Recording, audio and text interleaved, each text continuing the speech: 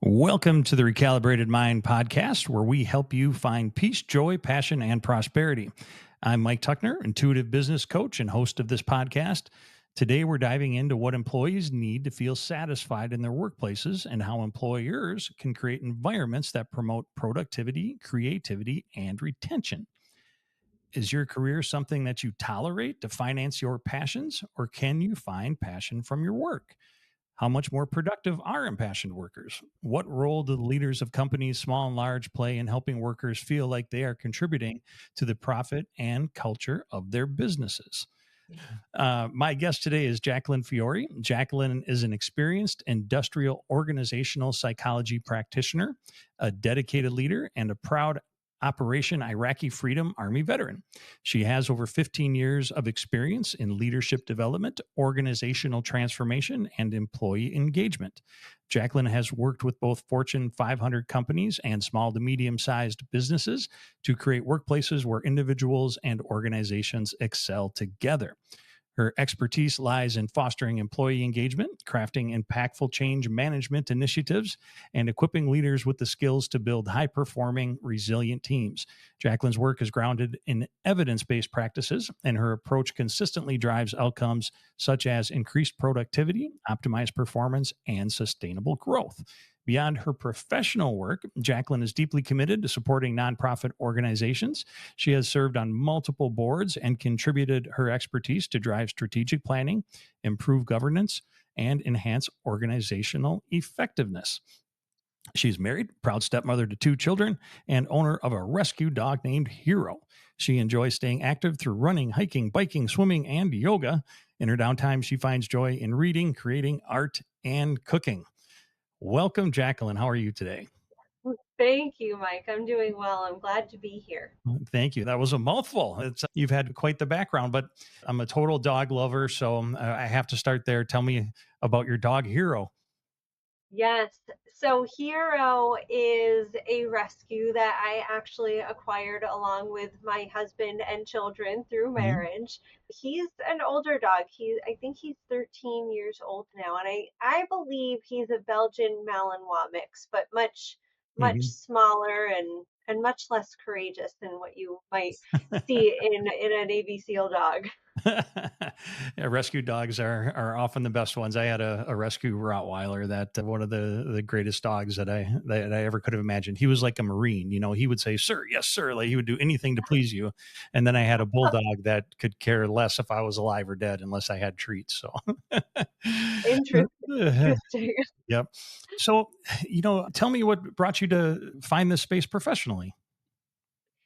Yes, to go into the industrial organizational psychology field.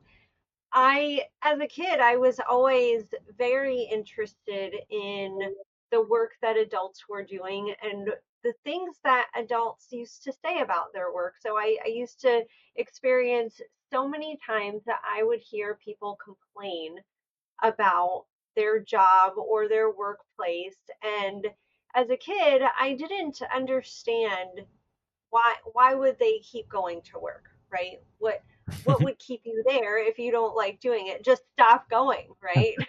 And so now as an adult, I understand a little bit more about bills and responsibilities and whatnot, but I would say I still have the same question. What keeps people going to these roles that they hate or strongly dislike? Hate is a strong word there. But more important, what can we do to change it? I believe we're all inherently wired to want to either create or do good or do something productive, and that it's natural for us to want to do some type of work. And so, how can we figure out what is going to actually create that joy that people feel when they have accomplished something and done work that they do love? And how can we bring that into our everyday workplaces where so many of us do have to show up every day? Well, that is a very noble cause, and I hope that we can uncover a lot of those things here in the time that we have. And there's a massive shift taking place right now in employment since Post COVID, everything has changed with going into work, hybrid models, being fully remote. It seems there's a changing of the guard with about 10,000 baby boomers retiring every day. All that knowledge is being lost and is going to be a challenge for companies to figure out how to replace that. Where people do their work has changed. The AI opportunities are exploding before our eyes. That's going to change the workplace so much as well. And companies really do need to be cognizant of these changes or they're going to be left in the dust, correct? That is correct. Yes. I think not only is it changing very rapidly now, but it's going to keep changing even more and more and more rapidly. There's a book, I think it's called The Adaptation Advantage, where they talk about that right now technology itself is changing faster than it has ever changed before, but it's at the slowest point that it will ever be in the future. So it's just going to keep on progressing. And not only do we have to think about what are the employees doing with the technology? Do we have the skills that we need to take full advantage of the technology? We also have to think about security risks, and there's a whole set of employee training that comes along with that. And so there's a lot for employers to keep up with all of the changes in the workplace, in the technology, all of the above, everything that you just made. And I think so much of that we can unlock with the employee buy-in and having the employees on the same page of what's the direction that we're taking in this environment. So whether it is a technology like I've talked about, if it's, I think you mentioned the hybrid work environments, where are we going? What's most important in the workplace? So all of the employees, all of the leaders understanding that whether you call it the vision, the mission, the values, what's happening in the workplace can take you 12 steps ahead of the competition when you get these key core things right with the employee base. And I bet there's for employees, technology is kind of a double edged sword because technology can eliminate positions. But employees that learn how to use this technology properly can set them up for massive growth in their career as well. Agreed. Yes. And I think I've heard many things about, there's going to be jobs created, and that's true. There will be jobs created, but the reality of the situation is that jobs will also be eliminated. And so if you think of roles that people are playing now that could literally be replaced by bots. Right now, we have people leaders who are managing mixed teams where some are bots and some are human. And so there's a whole skill set there. And you can think of the jobs that might be created in upskilling and learning and managing these things.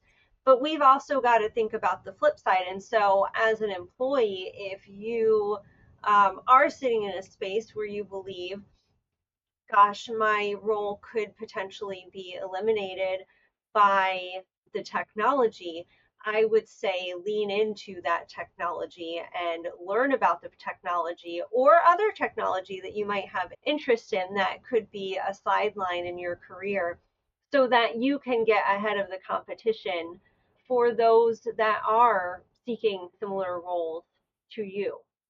Yeah, it's one of the things that I work at in my coaching business too is teaching people that are transitioning that may be a little bit older or even if they're in their 30s and just don't quite understand the technology that's available. There are AI software applications that any of us can get signed up with and create videos with a few prompts, create images with a few prompts. As a photographer, that's a little scary to me, but I've seen the results from it. It's pretty incredible stuff and it's going to happen whether we want it to or not. So it's usually a pretty a good idea to stay on top of it anyway.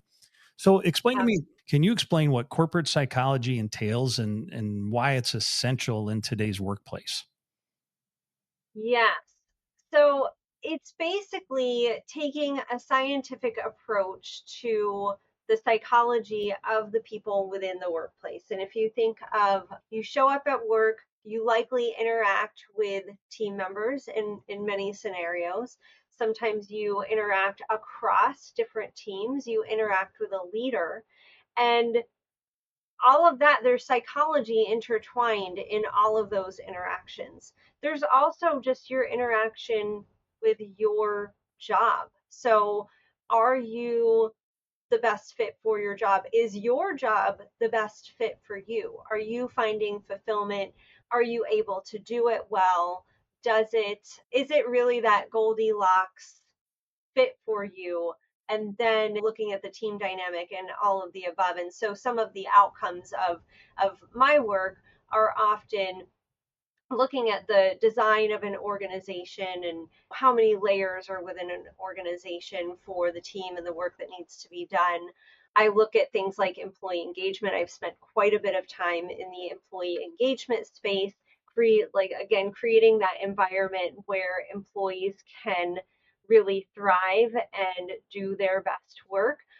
Uh, Employee performance is also a big one. Setting up that environment to thrive while also directing that performance, whether it's self directed or leader directed.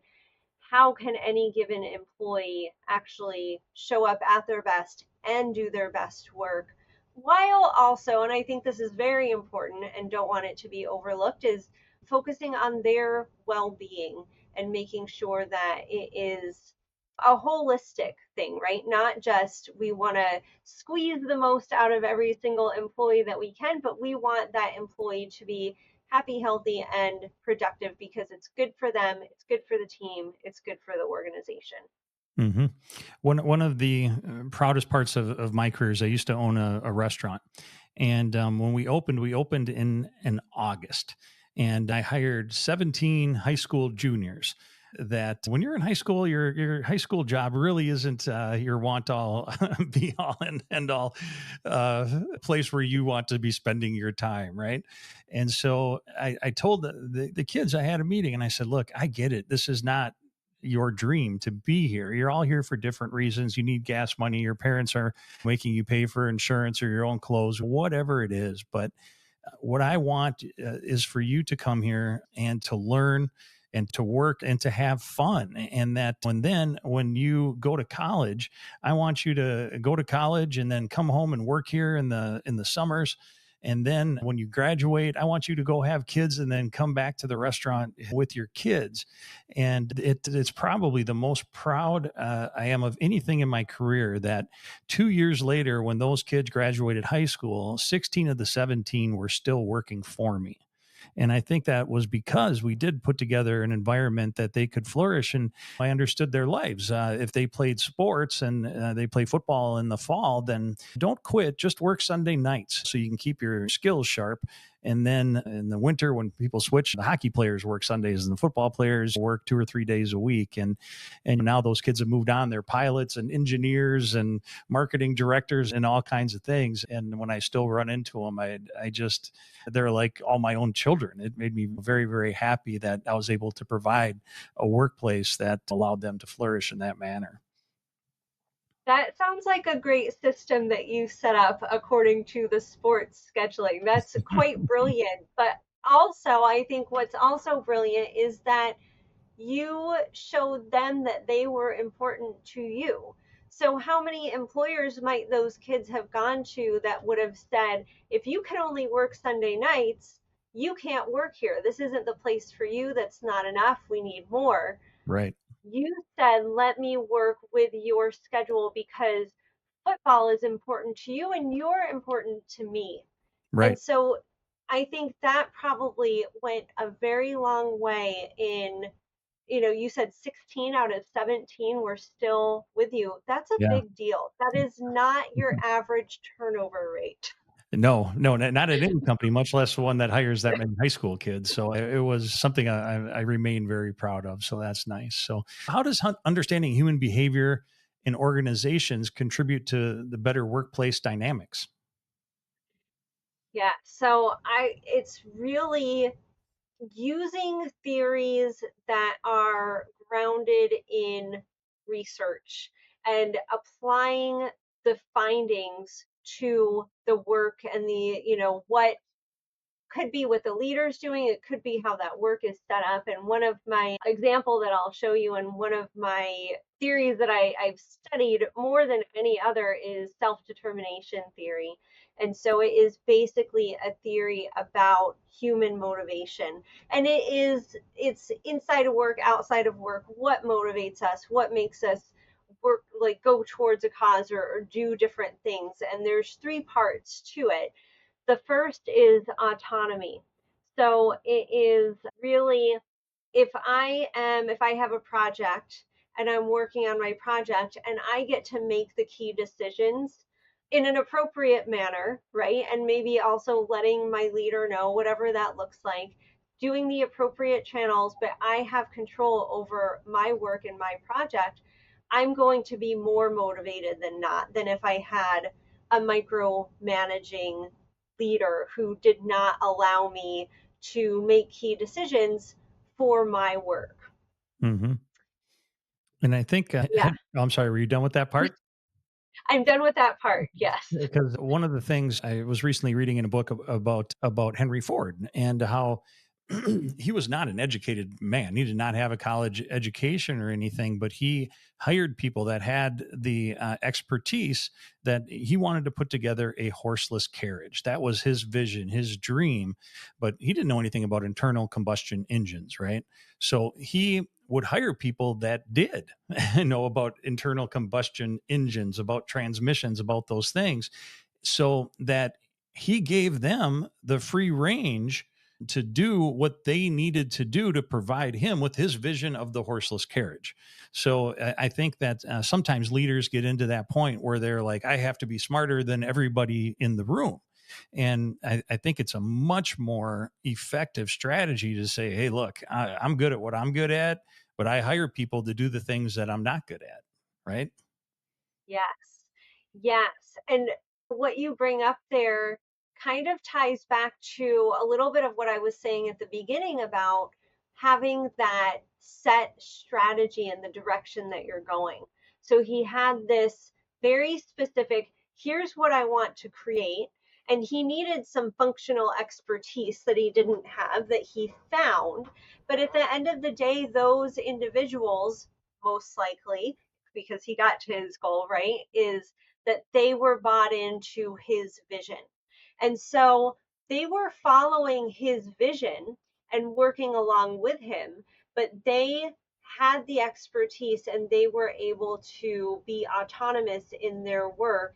And he accepted that. He accepted and allowed it. And they worked basically in harmony together to get to that end result. It's a terrific synergy. And so you said that there were three steps to the self determination theory. Three steps, yes. And the next one is connection. And this is actually what I was thinking about when you were talking about the restaurant, was the connection that you had with your team members. So this is all about individuals in an organization or in a group feeling a sense of belonging and connection to each other, to, it could perhaps be to even the customers in an organization, to what the organization stands for. If you think about how many times you have helped somebody move from one home to another, Mhm. it's probably, I would think it would be on one hand you could count. It gives us this motivational boost to do this work for that individual or for the group. Right, and I think that that goes back. Passion is one of the keys that I try to bring up all the time. When it was in my intro, do you have to have passion for your work to do it, or do you work to make the money to finance your passion? I used to work for a Fox TV affiliate in Fargo, and one of my clients was Coca Cola.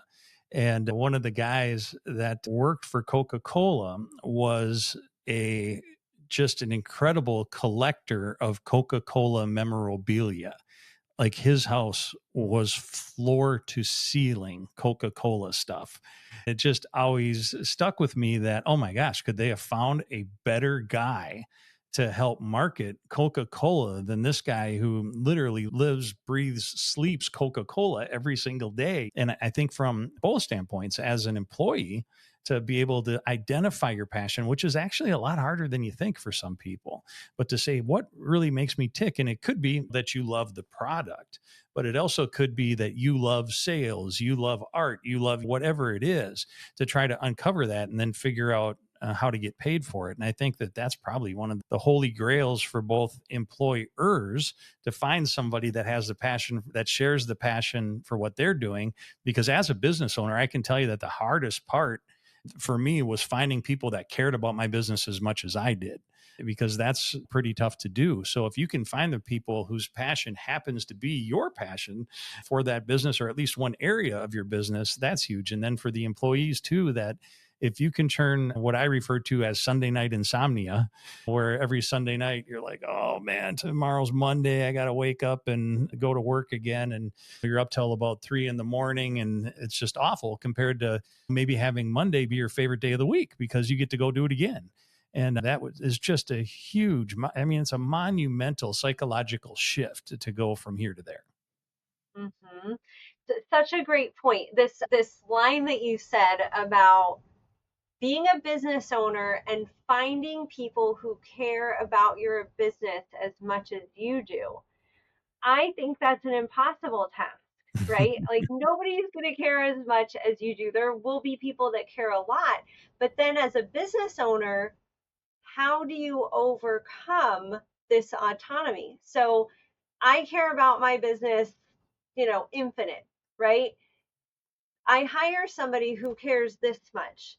How do I, and it's obviously less than infinite for Right. those who are just listening, but how do I, as the leader, give that person autonomy in my business when they care less than me? It's hard. It's very hard.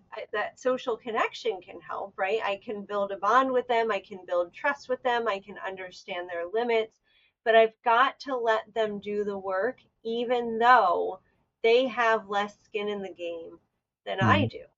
And Mhm. that's a tough one Right. for people Right. to get over.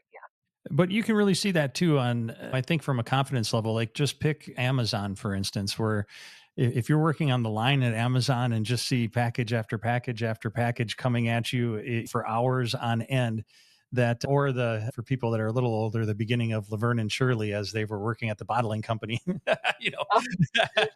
watching the, Or I Love Lucy with the chocolate. that's right. And we might be dating ourselves a little bit, Yeah, but yep, you're a line worker, right? That's not the top of the food chain, but at the same time, that person is the one who's going to know if something's going wrong on the line, and stopping the line can cause some huge delays, or it can cause equipment to fail. Take your pick on what can go wrong.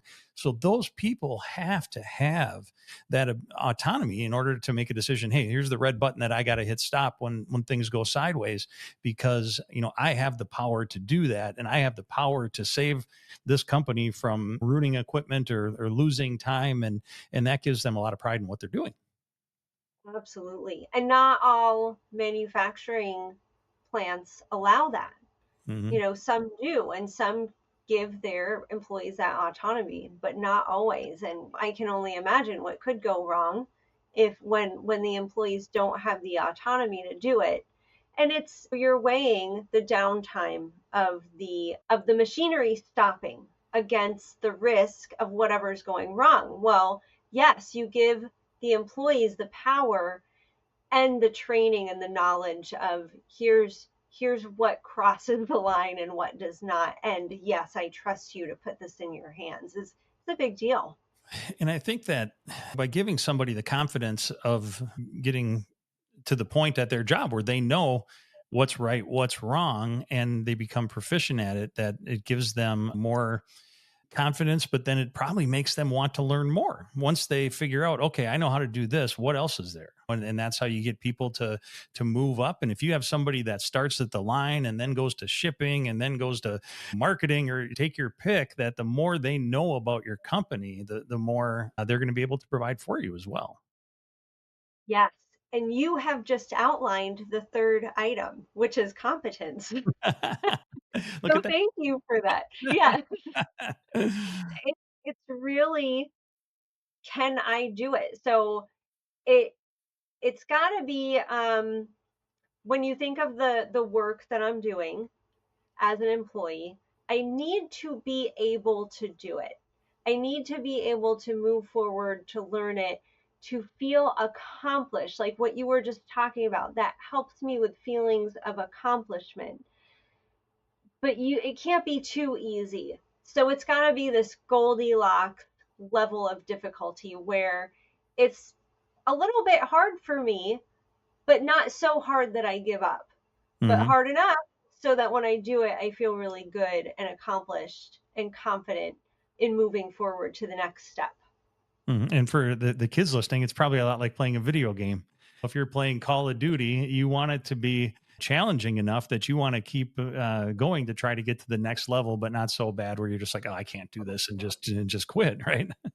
Yes, yes. I often wonder if video game designers have psychologists on staff that are figuring out some of these things, the game engagement. And there's marketing psychology is also another field that I've seen pop up of what's the psychology of drawing us into buying a product, or spending more time learning about a product, or that type of thing, which is not my expertise. So Right, right. And another story that came to mind for me is that I was the digital sales director for a TV station here in Minneapolis for many years. And when I started that job, I created it from the ground up. It didn't exist when I started it. So it took a little bit of time. I had to figure out, okay, what are the needs do I have as far as graphic designers, as far as IT people, accounting, how do we account for what I'm doing, those sorts of things. And I slowly built that up over time, but it got to the point where I knew everybody in the building that could help me, and where I had to go to get every answer made. I could make answers myself, and I was flying high. It was going really well. And then I changed stations. I went to a different station that everything was different, and they didn't have all the assets that I had. So I was a little bit frustrated, and I got called in by my boss, and he's like, "What's going on, man?" He goes, "I can tell that you're a little flustered, or that you're struggling a little bit." And I'm like, "Yeah." I said, when I kind of told him, I went through the whole story. It's like, "Yeah, I'm used to being able to work a lot faster and smarter." And he said, "Look, we do not expect you to be as good on your first day here as you were your last day there." And that was all I needed to hear. I'm like, you know what? That's brilliant. And I appreciate that, because I wanted to come in here and make a good impression. I know that I'm good at what I do, but that part was slowing me down. And now that I know that you recognize that, then that's just going to make me work better now, knowing that we're on the same page. So just that little bit of feedback was huge. that is huge. And it's really great that your leader did pull you aside and did say that to you. And I'm thinking right now about how many people have been through job transitions and they did not have a leader that was as perceptive as to notice in the first place and then pull the person aside and have the conversation. But if you think about a job transition, you are sometimes taking a hit on all three of these pieces. Hmm. So if I move from one job to another, I might actually start lacking autonomy. I can't necessarily do the things that I used to do, or maybe not as effectively in this new role at the start anyway. I don't have the connections that I used to have. Right. I'm in this new space, new people, and then the competence is probably your big one there, right? Is Right. that I'm learning a new thing. So I went from being an expert over here to a novice over here. And those things can really cause a person to kind of take a hit on their motivation and their drive. And I applaud people who do it and keep driving and keep going to get back to where they were at a previous role. Yeah, and I always made a point of it too when hiring salespeople, or even at the restaurant. If I hired somebody that worked at a different restaurant, I would tell them, "Look, you're new here, but you're not new." I hired you because I believe that you're proficient in, whatever skills that were appropriate for that job. But there's going to be a learning curve to try to pick up what we're doing here. I wasn't very good at giving that advice to myself, but when I hired other people, I was much better at it. But so along those lines, how do employees prefer to receive feedback and recognition? Yes, I think that feedback and recognition it can be very personal. So it's good for a leader to kind of ask about preferences. But what, at the end of the day, I feel like I can say is true for all people in the workplace is that they do want to be seen. They want to know that somebody sees their work and knows the good job that they're doing. And the ways that we can do that can be completely free. It can really be just noticing in the moment and saying, I really liked how you did this, sending a note, sending an email, sending a text, whatever that looks like in your workplace. And the important thing to know here is that to do this effectively, the leader's got to be in a position to notice. And so it's helpful for that leader to know a little bit about the person just as a person, but specifically, what's that person's goals? What are they working towards that they want to do really well? If you tell me I did really well at something that I wasn't trying and maybe it just came naturally, nice. But if you notice when I really tried hard at something that I'm struggling with and I had a small milestone and you called that out for me, that can be quite meaningful. So, really taking the time to get to know our employees, where they're striving and where they are in that journey can be quite impactful. hmm and I think going back to my experience too, managing sales staffs, that if I had a staff of 10 people, they're all going to be completely different in what their skills and their passions are. So I think that that was always part of my challenge, was to figure out, okay, how do I get through to this person? And I think it's the same thing for a football coach. If they have a quarterback who's really good at read option plays, but you're putting them in a spread offense, then that's probably not going to be the best use of their talents. Try to cater your offense to how that quarterback or that wide receiver or to that running back, your best players, figure out how you can make them succeed in your framework. And I think that that is pretty much universal across industries. I think so. Yes, yes. Looking across the team and understanding what talent you have and where you can use different strengths can really create synergy within the team. Like you can get so much more done. And also just knowing, okay, I'm a quarterback.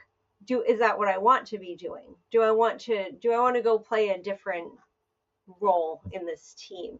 And Right. so as a leader, helping that individual to get there, and the reward could be the encouragement and the celebration when small steps are made to get to that other role or to whatever that goal might be.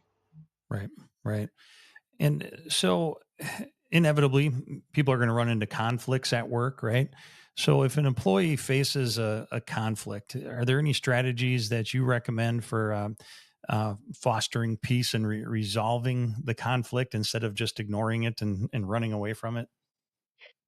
I would say yes, the opposite of that. lean in, lean in, understand what's going on. So I think that running away, ignoring it, and sweeping it under the rug, if you will, is probably the worst thing that could be done in many situations, especially if it's something that when it festers, it becomes worse and it builds.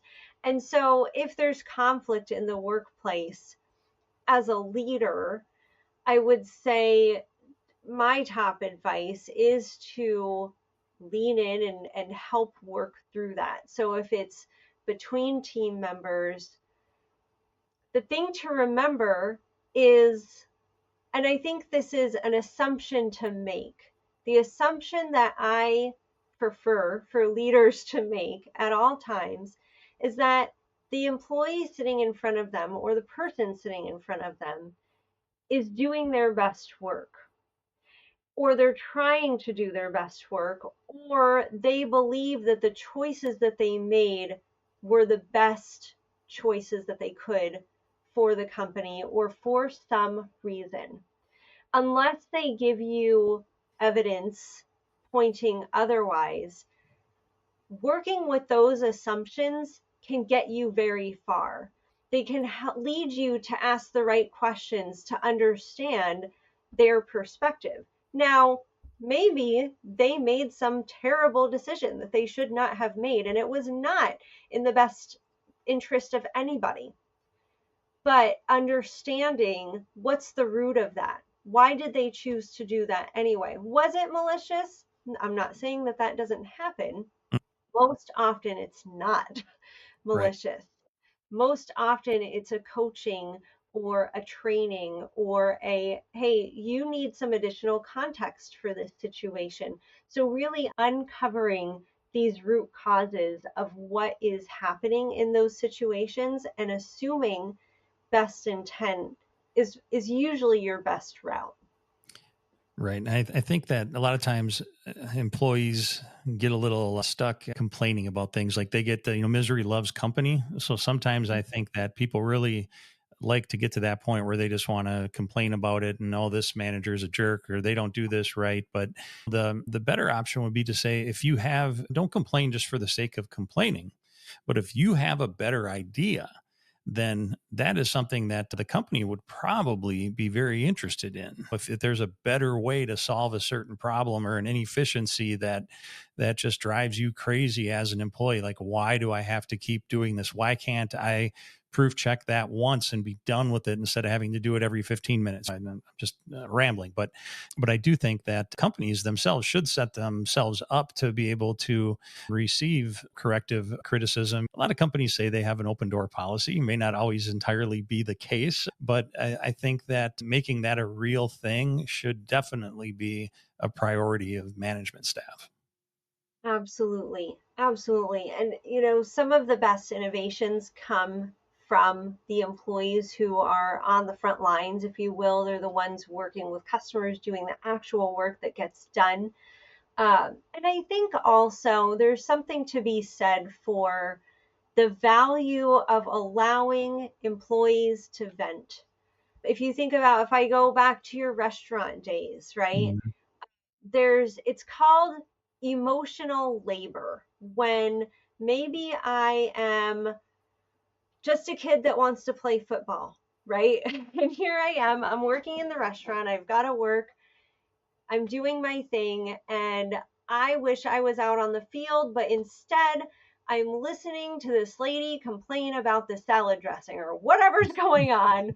It's not, and I'm putting on a happy face and I'm smiling and I'm taking care of this lady and I'm doing the right thing. But inside there's dissonance going on, right? I'm kind of pretending. And so that's the emotional labor, is that I'm having to work and like kind of change my emotions. And if I could then kind of vent to, maybe it's my buddy who plays hockey, I see him on Sundays, right? Right, right. Or if I can vent to a leader, then it can really go a long way in setting myself up for success with my next customer or on my next day. But at the same time, if I'm a leader who's open to hearing this from my employees without a knee jerk reaction, with just a, yep, that's really hard, and also thank you for taking care of the customer and great job, and but Right. perhaps that employee has an idea about what we could have changed with the salad dressing in the first place so that that customer did not complain. Right, right. And at my restaurant, it was a pizza restaurant, and we were right across kind of kitty corner from a movie theater. And I ended up meeting the owner of the movie theater, and we worked out a trade for free movie passes for free pizzas. And so it was one of the things that I did was I was armed with a lot of free movie passes when I saw somebody, one of my employees, doing something great, whether it was just the way they talked to a customer, they saw something on the floor and they picked it up where everybody else would have stepped on it 40 times, or they cleaned something, it got a little slow and I caught them cleaning. God forbid, that I made sure to get them free movie passes so that they knew that they were being recognized when they did things that were over and above. Yeah. That's fantastic. That's a great idea. Well, it worked out. It worked out. That's probably why they stayed, maybe, right? So, if somebody does face a conflict at work, let's say you've got a manager, like all these things are great in theory, right? But you've got a manager. We're both ex military. We understand chain of command, right? That you don't really want to ruffle the feathers. But if you have a manager, your direct report that you're not quite jiving with, and you may know that the rest of the staff at your level or whatever isn't jiving with, what's the proper way to bring that up the food chain? To the manager that people are not jiving with. So if you have a man, like if I don't like my manager, what do I do as an Yeah. employee to say, boy, this place could be so much better if that person would just stop doing this, or if we as a company were allowed to do this? Do you go over their head? Do you go to HR if they have an HR department? Some companies are bigger than others, but what's the best way for an employee to attack that really likes their job, but there's somebody around their orbit that's causing a challenge? Yeah, that can be very difficult. And the first thing I would do, I believe that that leader in that situation or that person, they deserve the opportunity to change before they're, in trouble of sorts, Right. before HR is called. Mhm. So the first thing I would do as an employee is really think about the situation and again go to the root cause. What is the problem? Right? What's the problem that I'm experiencing and why? Is it that they do a certain thing that's really bugging me? Is it sometimes with some deep thinking, is it my own insecurities? Like, what is that thing? And then try and put yourself in their shoes and think about why they might act that way or why they might do that thing. And sometimes just really thinking through the situation can do quite a bit. No, not Mhm. always, right? And Right. so in those times that not so much, then I would always suggest trying a conversation with that leader. And so it's important to not have a conversation where we are blaming that person. It might be more of a questions. I've noticed this. Why is this? Come from a place of curiosity. And that might uncover things that actually makes the situation better. Mhm. A step further would be sharing your own experience. Hey, when this happens, here's what it does for me, for my employee experience. And it could be just that sharing, it could be making a request. Could we do this differently? Now, if you go through all of these, the scenarios and ask what's going on and share your experience and make a request, and if the answer really is just no, now I would keep in mind a lot of the things that can be damaging, that's a strong word, but can be harmful to the employee experience are leaders habits very oftentimes. And so Sure. have some grace. If you are asking a leader to change a habit, it takes time. It's not easy to change a habit. How Mhm. can you work with them to respectfully remind them if they're open to it?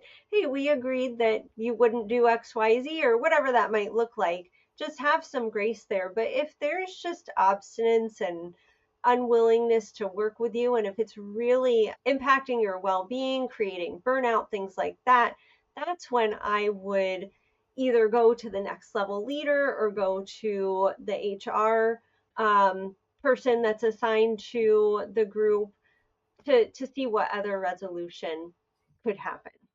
Sure. Sure. Good ideas for sure. So let me ask you this too. So again, the word passion comes up so much with what I'm trying to do. I joke sometimes. I'm 54 years old. I'm still trying to figure out what I want to be when I grow up. If someone was unemployed right now and they are trying to figure out, okay, I've been grinding for, let's say they're in their mid 30s, 40s. I've been grinding, right? I want to do something else. How how do you start trying to figure out what your passion is? I go back to the thing that probably happened with the high school guidance counselor. What would you do if money wasn't an object? What would make you happy that way? But is there any advice that you have to help people uncover their passion and what they really want to do on a day-to-day basis? Yeah, there's a couple things that I would recommend. And the first one is there's assessments that are out there and available for people to take that can help them directionally, right? So one that comes to mind is Carl Jung created these 16 types, personality types, behavioral types. And that is actually also the basis for the Myers Briggs assessment. And so either or is a pretty decent one to kind of get an understanding of, am I more creative? Am I more analytical? That type of thing. And then look into jobs that might align there. Another thing to do is look at your day to day. And something that I've done often with either my own team members or individuals that I've been coaching is to look at what I call them drivers and drainers. And so, an example, a driver is something that really gives you energy to do. So it gives me energy to talk about industrial organizational psychology because I'm a huge nerd. And so you could say, so like this podcast is giving me energy right now. You're What lucky you found me to talk to, right? Because I don't know if anybody else is really hitting you up for these questions. no, you could say, okay, what in my day really gives me energy? And then on the flip side, what are the drainers in my life? And so if you could lean into what's giving me energy and what careers could be made out of those types of things. Maybe I have a full time job in some kind of marketing space, right? And I'm actually doing some graphic design and I'm doing lots of meetings. Well, maybe I love the graphic design, but I hate the meetings. Well, there's jobs where you could just do all graphic design. On the Right. flip side, there's jobs where you could do the sales and negotiations and things like that. So I would kind of take a step back and look at task by task and what roles might be created out of those Mhm. tasks. And I think that's a real good point from the employer side too, is to have some understanding of what makes your employees tick. And it's probably not going to be at the CEO level, knowing what everybody in the place is, but they could train their managers to understand what makes the people under their leadership tick so that they can find things for them to do that will make them more happy, more confident, give them more connection to all those things that we talked about, right? Absolutely, absolutely. Yeah, when we were talking about goals and rewards and finding, helping people to find where they want to go, that can be a big part too. Leaders sometimes have more autonomy themselves than what they really often think in how they can structure their team and the work that's done on their team so that people are doing their best work and they're working more often in their driver space rather than their drainer space. Right. Yeah, no doubt. No doubt. Well, I think we have covered a lot of great topics and given people some good ideas. I appreciate that. So, before we go, I have a feature that I end every show with. And I am a self-described music freak. I've got Bruce Springsteen's guitar tattooed on my arm. I got it on a weekend pass in basic training in 1988. I think the only guy in the state of Alabama at the time who was more intoxicated when I got it was the guy who gave it to me. So it's not the greatest tattoo on planet Earth, but Oh, what I ask everybody to do is to share one song that has either gotten you through a tough time or brings you back to a happy place every time that you hear it. Anything that you can offer up? yes. I would say the song I Won't Back Down by Tom Petty would be probably top of my list. Nice. And I'll share that when I was in OIF, I was doing convoy escorts and I was a driver. And I often had to stuff earbuds in my ear and crank them up so that I could stay awake for those long stretches on the road. And I remember I had a CD player I would hang from the Humvee Mhm. railing so that it would kind of not skip as much. And that was one of the songs that I listened to, I think, over and over again Yep.